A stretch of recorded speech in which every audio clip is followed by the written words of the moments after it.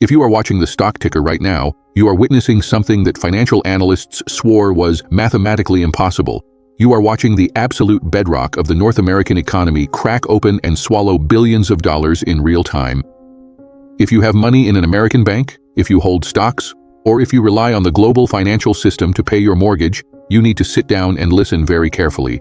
Because as of this morning, the United States and Canada are no longer just fighting a trade war over aluminum and lumber. They are fighting a total, unrestricted financial war, and Donald Trump is currently losing it on a historic scale. Just hours ago, Canadian leadership did the one thing the White House believed they would never have the absolute nerve to do. They didn't just place retaliatory tariffs on American goods. They didn't just close a border crossing. The main hook here is that Mark Carney went straight for the jugular of the American empire by officially suspending the operating licenses of all United States Schedule II and Schedule III banks operating within Canadian borders. Let me translate that from bureaucratic financial speak into plain, terrifying English. Canada just kicked Wall Street out of the country. They have completely blocked institutions like JP Chase, Citibank, Wells Fargo, and Bank of America from conducting new business, clearing transactions, or moving capital across the northern border. Over $113 billion in American banking assets are now effectively frozen in a regulatory chokehold, and Donald Trump, the man who started this fight, is sitting in the Oval Office with absolutely no leverage to get it back. If you agree that political egos should never gamble with the stability of our entire banking system, comment agree right now. In the next few minutes, I am going to walk you through exactly how this catastrophic failure of American leadership happened. I am going to show you the exact mechanisms Mark Carney used to turn Canada's banking sector into a weapon of mass financial destruction. I am going to explain why Wall Street is currently in a state of absolute, unmitigated panic. And most importantly, I am going to tell you exactly how Trump's obsession with tariffs is about to make your life significantly more expensive. This is not a drill. The era of the United States dictating the terms of the global economy just hit a brick wall. To understand the sheer magnitude of this shockwave, you have to look at the chain of events that led us to this morning. For over a year, Donald Trump has been using the United States economy as a blunt instrument. He slapped universal 25% tariffs on Canadian imports, claiming it would bring manufacturing back to the United States. He threatened to tax Canadian energy. He treated the largest, most integrated bilateral trade relationship on the face of the earth like a cheap real estate negotiation. He thought he could squeeze Ottawa until they broke. He listened to advisors who told him that Canada's economy was simply a subset of America's, a dependency that would inevitably fold the moment the pressure got too high. He fundamentally believed that Canada needed the United States more than the United States needed Canada. But he vastly underestimated the man sitting across the chessboard. Mark Carney is not a reality television star. He is not a populist who governs by late-night social media tantrums. He is a globally respected, deeply connected former central banker. He ran the Bank of Canada. He ran the Bank of England. He understands the plumbing of the global financial system better than anyone in the Trump administration. When Trump threatened to escalate the tariffs this week, demanding outrage, American banks rely on their Canadian subsidiaries and branches to service massive corporate clients, to finance cross-border automotive supply chains, and to clear billions in daily international trades. It is a highly lucrative, completely integrated loop. So, Carney simply cut the wire. The directive issued this morning invokes national economic security protocols.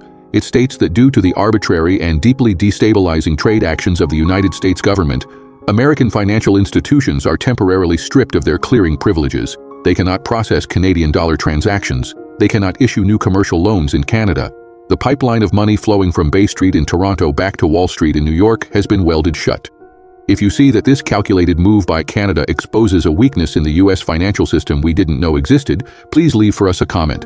We want to know if you think this strategy is brilliant or dangerous. The immediate fallout is something you have to see to believe. Let's look at the receipts. Look at the trading floors in Manhattan right now. The stock prices of the major American banks are in an absolute freefall. JP Chase alone saw billions of dollars in market capitalization wiped out in the first 15 minutes of trading. Why? Because investors suddenly realized that the American financial sector is no longer immune to Trump's trade wars. For years, Wall Street cheered on, or at least tolerated, Trump's aggressive trade policies because the tariffs mostly hurt the working class. They hurt the people buying groceries and washing machines. The bankers always assumed their money was safe. They assumed the sacred flow of capital would never be touched. Mark Carney just proved them wrong. He dragged Wall Street directly onto the battlefield, and the panic isn't just contained to the banks. Think about the massive American corporations that rely on those banks to operate their Canadian divisions. Think about Walmart Canada. Think about Ford and General Motors. Their payrolls, their vendor payments, their daily cash sweeps. They are entirely dependent on those American banking channels. With those channels blocked, corporate treasurers are scrambling, desperately trying to open emergency accounts with Canadian banks just to keep the lights on. It is a logistical nightmare of epic proportions, intentionally engineered by Ottawa to inflict maximum, highly targeted pain on the American donor class. But here is a question that needs to be asked. Is this financial warfare going to backfire and hurt the average citizen more than the elites? Keep watching, because the answer to that is coming up, and it is more complex than you think. And how is the White House responding? With absolute predictable chaos. Sources inside the West Wing are reporting that Donald Trump was completely blindsided. His trade advisors, the people who told him a trade war with Canada would be easy to win, never modeled a scenario where Canada would weaponize its financial regulator. They were so obsessed with 19th century concepts like steel tariffs that they completely missed the 21st century reality of financial warfare. We are hearing that the president spent the morning screaming at his Treasury Secretary, demanding that the United States retaliate by seizing Canadian banking assets in America. But here is the terrifying reality that the White House is just now waking up to. They can't. If Donald Trump tries to seize the assets of TD Bank or RBC in the United States, he will trigger a global financial meltdown. The Canadian Big Six banks are deeply embedded in the American economy. They hold massive portfolios of American commercial real estate. They provide crucial liquidity to the U.S. municipal bond market. If Trump attacks them, he doesn't just hurt Canada. He blows up the retirement accounts of millions of American citizens. He freezes credit for American small businesses. It would be financial suicide, and Mark Carney knows it. Carney has effectively built a financial dead man's switch. He has trapped Trump in a corner where any aggressive retaliation by the United States will result in catastrophic damage to the American economy.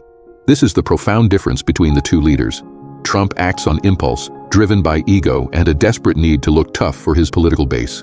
He throws punches without thinking about the counterattack. Carney acts on strategy. He spent months quietly analyzing the vulnerabilities of the American system, stress-testing the legal frameworks, and aligning his domestic institutions. When he finally made his move, it wasn't a warning shot, it was checkmate. He didn't raise his voice. He didn't post an angry rant in all caps. He just calmly and methodically altered the regulatory code, and in doing so, he brought the most powerful financial district on earth to its knees. This is what real leadership looks like in a crisis. It is calm, it is precise, and it is absolutely ruthless when protecting national sovereignty.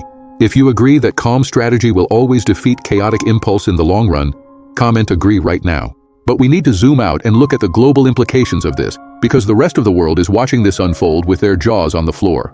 For decades, the United States dollar and the American banking system have been the unquestioned center of global commerce. Countries tolerated American overreach because the U.S. financial system was considered the safest, most stable harbor on the planet. But by provoking Canada into this unprecedented action, Donald Trump has exposed a massive crack in the armor of American financial hegemony. Europe is watching this. China is watching this. The rising economies of the global south are watching this. They are seeing that the United States is so erratic, so untrustworthy, that even its closest neighbor, its most deeply integrated ally, felt compelled to sever financial ties to protect itself. If Canada cannot trust the United States, who can? We are already seeing the ripple effects. Reports are surfacing that European central banks are quietly beginning to stress test their own exposures to U.S. financial institutions. Foreign investors are looking at the chaos in Washington and asking themselves if it is truly safe to park their capital in a country whose president treats global trade like a personal vendetta. This is the invisible cost of America First. It destroys the one thing that truly underpins the global economy: trust. Mark Carney didn't just block a few banks today, he publicly stripped the United States of its credibility. And now we have to bring this down to you, the person watching this video, the person wondering how a fight between billionaires and politicians is going to affect your daily life. You are going to feel this, and you are going to feel it soon. When American banks take a massive hit to their balance sheets, when billions of their assets are frozen abroad, they don't just absorb the loss, they pass it on to you. They are going to tighten their lending standards immediately. If you are applying for a mortgage next month, your interest rate is going to be higher. If you are trying to get a loan to buy a car, it is going to be harder to qualify. If you run a small business and you need a line of credit to make payroll, the bank is going to look at you with far more scrutiny. Capital is going to dry up. The flow of money that keeps the American economy moving is going to constrict. because the banks are suddenly terrified of the geopolitical risk created by their own government. If you see that this trickle-down pain is inevitable when giants fight, please leave for us a comment. We want to hear your stories about how the economy is treating you right now. And then there is the inflation. Trump's tariffs were already driving up the cost of goods, but this banking blockade is going to pour gasoline on the fire. Supply chains rely on complex letters of credit and cross-border financing to move goods. With those financial bridges burned, the cost of importing anything from Canada, from the lumber used to build American homes, to the critical minerals used in American electronics, to the energy that powers the American Northeast, is going to skyrocket. You are going to pay for Donald Trump's ego every time you go to the hardware store. You are going to pay for it every time you pay your heating bill. You are going to pay for it every time you look at your shrinking 401k. The administration will try to tell you that this is Canada's fault. They will send their press secretaries out to say that Mark Carney is acting unfairly, that he is attacking the American worker. Do not believe the spin. Canada didn't start this fire. They just built a fire break to stop it from burning down their house. This crisis rests entirely, 100%, on the shoulder